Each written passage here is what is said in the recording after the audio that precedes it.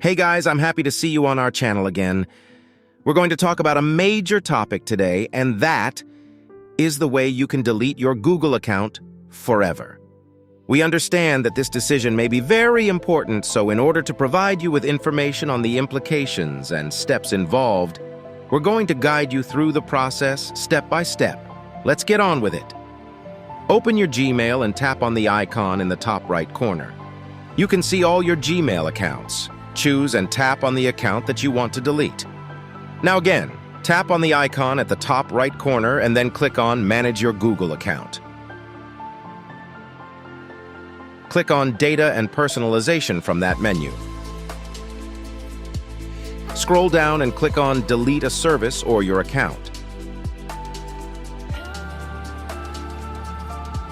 Tap on Delete Your Account. Give your Google account password and click on Next. You can download your data before deleting by clicking on Download Your Data, or you can scroll down to delete your account permanently. Click on Delete Account, and your account will be permanently deleted. And here's a step-by-step guide on how to permanently delete your Google account. We're hoping that the video will help you make your decision. Remember, this is an important step, and you need to make yourself as ready as possible.